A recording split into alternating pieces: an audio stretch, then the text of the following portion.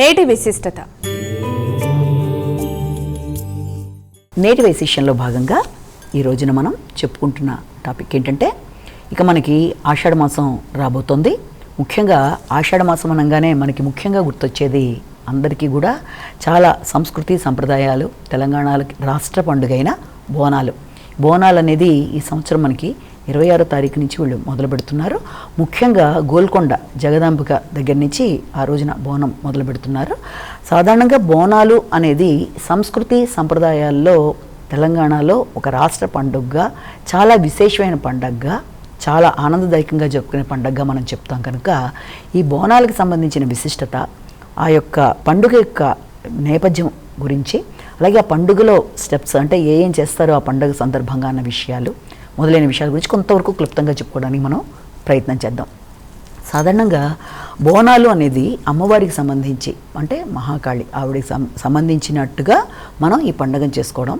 ముఖ్యంగా స్త్రీలందరూ అంటే మొత్తం ఆడపడుచులందరూ చాలా ఆనందంగా జరుపుకునే ఒక పెద్ద పండుగ ఇది, ఈ బోనాల పండుగ. వర్షాకాలం రాబోతున్నప్పుడు మనకి ఆ వర్షాకాలంలో వచ్చే అనారోగ్యాల్ని అధిగమించడానికి, అంటే సైంటిఫిక్ రీజన్స్ ప్రకారం తీసుకున్నా కూడా ఎలాంటి అనారోగ్యాలనైనా అధిగమించడానికి ముందుగా అమ్మవారిని మనం ప్రార్థించి, అంటే దాదాపుగా ఈ 26వ తారీఖు నుంచి నెక్స్ట్ మంత్ 24 దాకా దీన్ని వాళ్ళు కండక్ట్ చేస్తూ, అంటే ఆషాఢ మాసం మొదటి రోజు నుంచి చివరి రోజు దాకా చక్కగా ఈ బోనాల పండుగ మొట్టమొదటిగా గోల్కొండ కోటలో మొదలుపెట్టి జగదాంబికకి మొదటి బోనంలా మొదలుపెట్టుకొని, ఆ తర్వాత ప్రతిసారి ఇంకా స్టెప్ బై స్టెప్, ఆ తర్వాత వాళ్ళు వెళ్ళేది ఇంకా బల్కంపేట కళ్యాణం, ఆ తర్వాత వచ్చేప్పటికి ఉజ్జయిని మహంకాళిది, అలాగే రంగం, ఆ తర్వాత వచ్చేటప్పటికి మనకి లాల్ దర్వాజాకి వచ్చేప్పటికి సింహవాహిని అమ్మవారికి చేసుకోవడం, ఆ తర్వాత అక్కన్న మాదన్న అక్కడ కూడా మనకి ఈ బోనాలది చేసుకోవడం, ఇదే కాకుండా శాలిబండ ముచ్చాలమ్మ, ఇలా ఇంకా వివిధ ప్రదేశాల్లో దాదాపుగా 28 ప్రధాన దేవాలయాల్లో ఇది చేయడానికి ఇక్కడ మనకి మొదలవుతుంది రేపు 26వ తారీఖు నుంచి.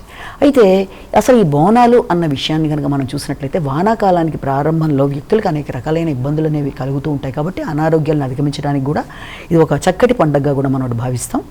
అంతేకాకుండా 1813వ సంవత్సరంలో కనుక మనం తీసుకున్నప్పుడు సికింద్రాబాద్ తర్వాత ఈ యొక్క హైదరాబాద్ జంట నగరాల్లో ఈ యొక్క ఈ పండుగని ప్రారంభించుకున్న సందర్భంలో ఆ సమయంలో అక్కడ మనకి ప్లేగు అనేది చాలా ప్రబలిపోవడం, దానివల్ల చాలా రకాలైన ఇబ్బందులు ఎదుర్కొన్నప్పుడు ఇక్కడి నుంచి కొంతమంది ఉజ్జయినిలో బెటాలియన్, అంటే సైనిక బెటాలియన్ అక్కడ ఉన్న వాళ్ళు అది చూసి అక్కడ అమ్మవారిని ప్రార్థించి ఉజ్జయిని మహంకాళి అంటారు ఆవిడని, అక్కడ మధ్యప్రదేశ్లో ఉండడం జరిగింది. మహాకాళేశ్వరని కూడా అంటారు, ఆయన జ్యోతిర్లింగాల్లో ఒకటి.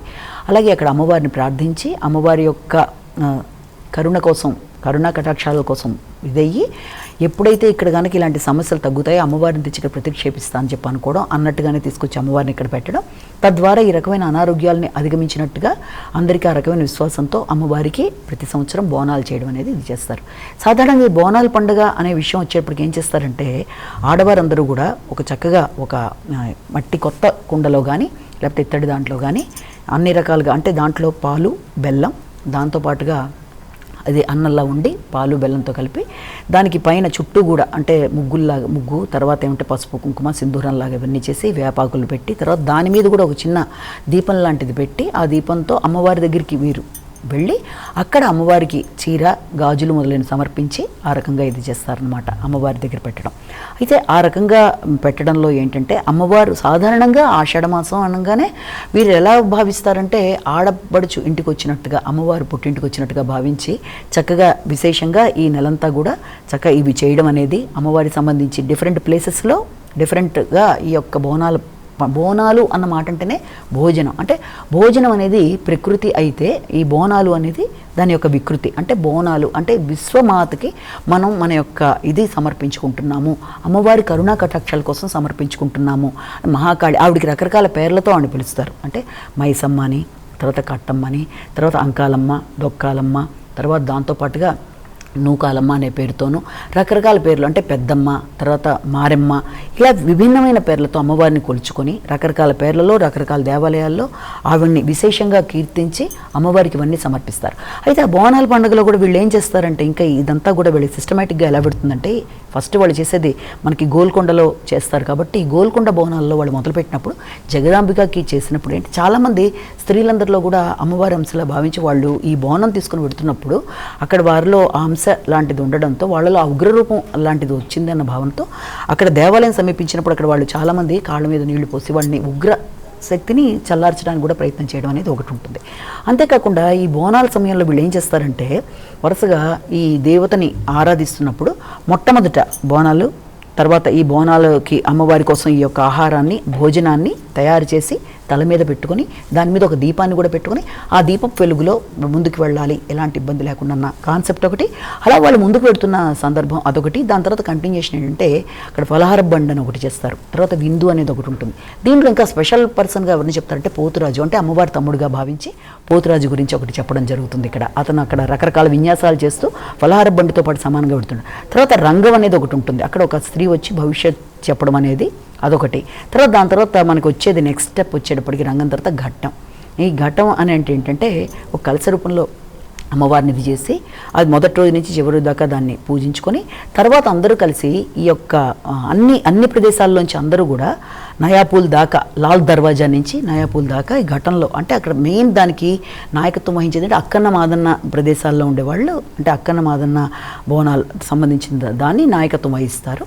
అక్కడ దాకా తీసుకెళ్ళి ఆ నయాపూల్ దగ్గర చాలా విశేషంగా దాన్ని మళ్ళీ నిమజ్జనం చేసినట్టు ఇలాగా చాలా విశేషంగా ఈ యొక్క బోనాల పండుగ అనేది ఉండడం.